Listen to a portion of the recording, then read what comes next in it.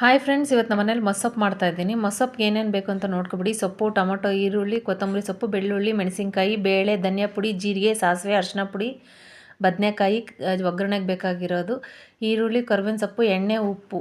ಮಾಡೋದು ಫಸ್ಟು ಬೇಳೆ ಹಾಕ್ಕೊಳ್ಳಿ. ಆಮೇಲೆ ಟೊಮೊಟೊ ಅದೆಲ್ಲ ಹಚ್ಚಿಟ್ಕೊಂಡಿರೋದು, ಸೊಪ್ಪು ಎಲ್ಲ ಹಾಕ್ಕೊಳ್ಳಿ. ಚೆನ್ನಾಗಿ ತೊಳೆದಿಟ್ಕೊಂಡು ಕ್ಲೀನಾಗಿ ನೀಟಾಗಿ ಹಾಕ್ಕೊಳ್ಳಿ. ಬದನೆಕಾಯಿ, ಆಮೇಲೆ ಸೊಪ್ಪು ಕ್ಲೀನಾಗಿ ತೊಳ್ಕೊಂಡು ನೀಟಾಗಿ ಮಣ್ಣೆಲ್ಲ ಹೋಗಂಗೆ ಕ್ಲೀನಾಗಿ ತೊಳೆದ್ಕೊಂಡು ಹಾಕ್ಕೊಳ್ಳಿ.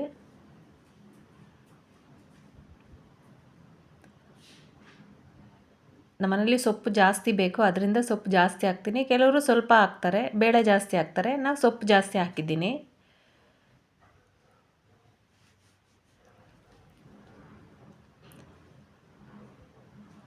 ಇದೆಲ್ಲ ಹಾಕಿ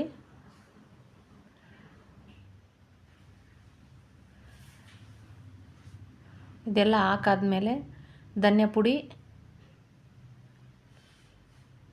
ಅರಿಶಿನ ಪುಡಿ, ಜೀರಿಗೆ ಹಾಕ್ಬಿಟ್ಟು ನೀರು ಎಷ್ಟು ಬೇಕೋ ಅಷ್ಟು ನೋಡ್ಕೋಬೇಕು ನಾವು.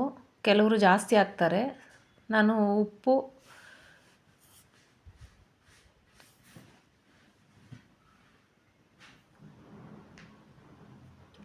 ನೀರು ಹಾಕ್ಬಿಟ್ಟು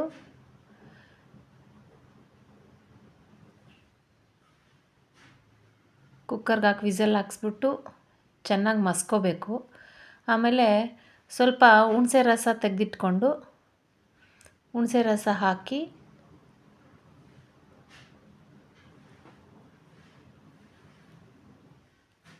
ಸ್ವಲ್ಪ ಕೈ ಆಡಿಸ್ಬೇಕು. ಹಾಕಿ ಒಗ್ಗರಣೆ ಹಾಕಿಬಿಟ್ಟು ಅಲಸಂದೆ ಕಾಳು ಬೇಯಿಸ್ಕೊಂಡಿರೋದು ಅದಕ್ಕೆ ಹಾಕಿ ತಿರುಗಿಸ್ಕೊಂಡು ಒಂದು 5 ನಿಮಿಷ ಸ್ಟವ್ ಮೇಲಿಟ್ಟರೆ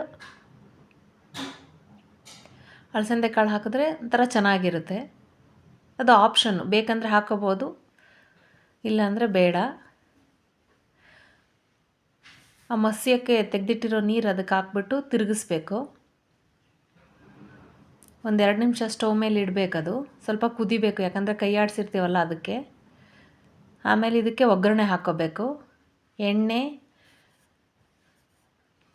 ಸಾಸಿವೆ, ಜೀರಿಗೆ, ಕರ್ಬೇವಿನ ಸೊಪ್ಪು, ಬೆಳ್ಳುಳ್ಳಿ ಜಜ್ಜಾಕಿ, ಈರುಳ್ಳಿ ಹಾಕಿ, ಮೆಣಸಿನ್ಕಾಯಿ ಎಲ್ಲ ಹಾಕಿ ಒಂಚೂರು ಒಗ್ಗರಣೆ ಕೊಡಬೇಕು ಅದಕ್ಕೆ.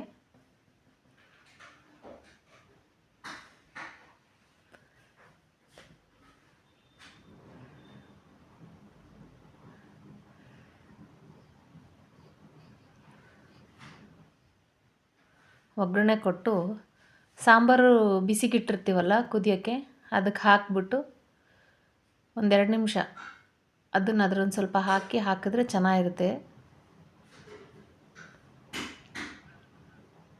ಚೆನ್ನಾಗಿ ಕೈ ಆಡಿಸಿ ಒಂದು 2 ನಿಮಿಷ, ಮತ್ತೆ 2 ನಿಮಿಷ ಸ್ಟವ್ ಮೇಲೆ ಇಡಬೇಕು.